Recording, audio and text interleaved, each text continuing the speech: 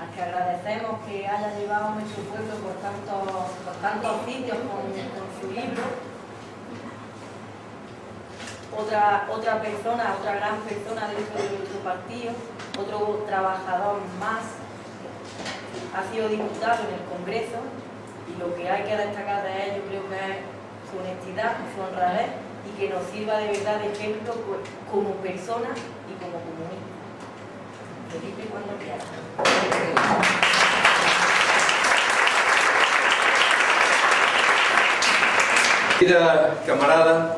Queridos camaradas, entregamos los carnets, que es un acto muy importante que revitaliza la militancia comunista y recibe a gente que empieza a luchar de cara a la transformación de la sociedad. Y en segundo lugar también es destacar que lo hacemos hoy aquí en Salar, también con camaradas de Loja que asisten y que han intervenido. Pero en Salar, un pueblo muy importante, no muy conocido, pero sí muy importante, no solo en nuestra historia, en la historia roja de los comunistas, sino en la propia historia de este país. Posiblemente Salar fue quien dio más luchadores, más guerrilleros a la causa republicana, proporcionalmente hablando de toda España. Por lo tanto, estamos en una situación en la que hay que hacerse preguntas, hay que responderlas y hay que salir a la calle, como decía Julio Bernardo. La primera pregunta, siempre la hacen desde una supuesta modernidad, es la que le hicieron a Saramago después de darle el Premio Nobel de Literatura, el camarada José Saramago.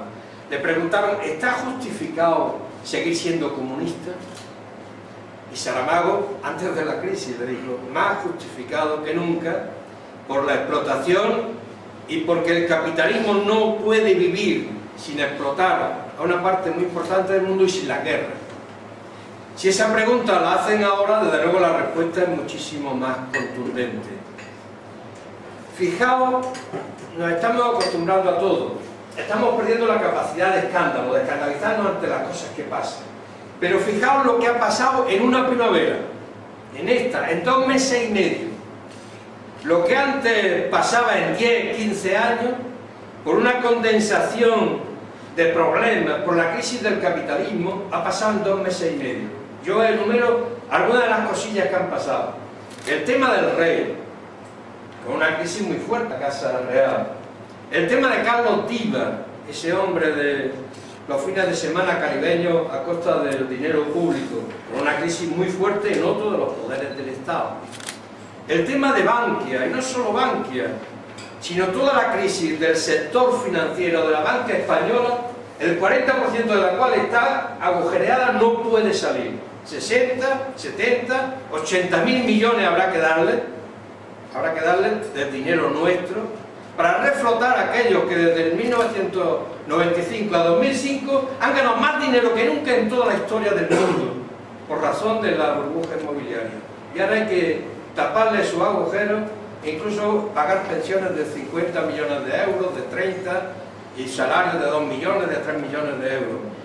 Ha pasado también una reforma laboral, una huelga general. Ha ocurrido también el 15M en las calles, 12M, pero que después duró mucho más tiempo. Ha ocurrido unos incendios en Valencia que resulta que han sido más fuertes que nunca, cuanto más fuertes han sido los recortes en medios y en personas para apagar los fuegos. Todo esto está ocurriendo de pronto junto a muchísimos más temas que se acumulan en 2 meses y medio. No han cambiado las pensiones, producto en este caso de la herencia de Zapatero, y nos están anunciando una situación de cara al futuro, empezando por los recortes que ya estamos sufriendo ahora.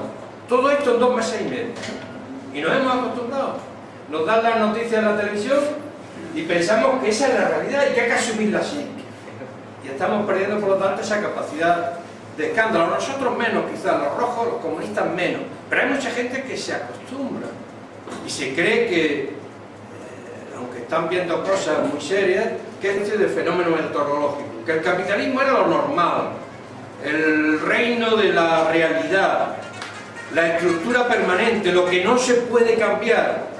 Y de pronto aparece el capitalismo con toda su crudeza, con toda su capacidad de explotación, con toda su capacidad para robar a la gente, con toda su capacidad para mantener a lo suyo contra quien sea, aunque sea a través de una serie de guerras. En la cosa económica, antes de entrar en el tema de los recortes, hay que ver la estructura que se está produciendo y por qué España no tiene confianza en nadie. ¿Por qué esa prima de riesgo que se dice?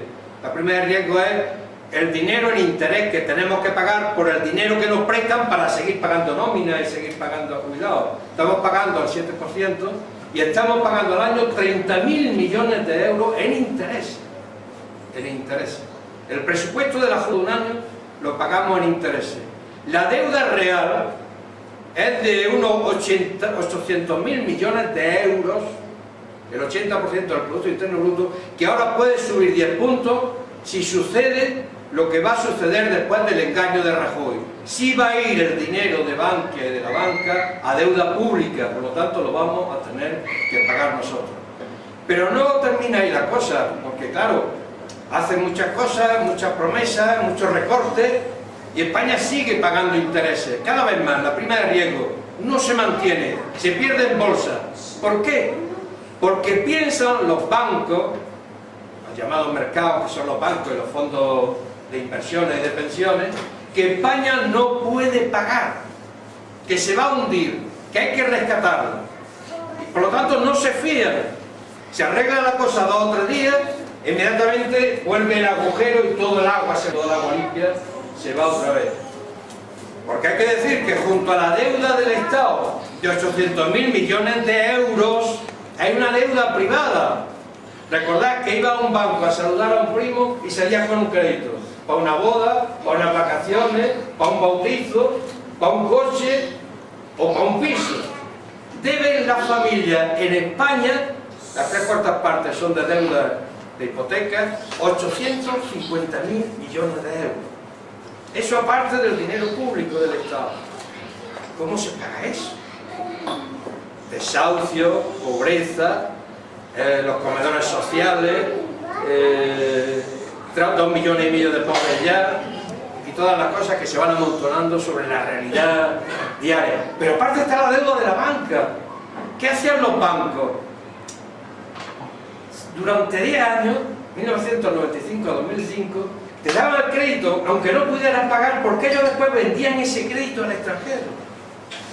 Y iban ganando. Sabían que podía la cosa fallar, como empezó a fallar en Norteamérica. Los créditos sucios, la economía tóxica, la subprime, de gente, bancos que daban crédito, ganaban dinero, pero después sabían que no iban a cobrar. Pero el capitalismo no puede parar, es su esencia. Cuanto más come, más quiere. En eso se parece mucho a los cerdos, con perdón de los cerdos, que es un animal muy cariñoso y que ha quitado muchas hambrunas en este país. Pero le pasa al capitalismo como a los cerdos, con perdón, de los cerdos, no del capitalismo. Cuando empiezan a comer, si le echan más de comer, come más, sigue comiendo, aunque le estalle la vejiga, lo que le ha pasado al capitalismo.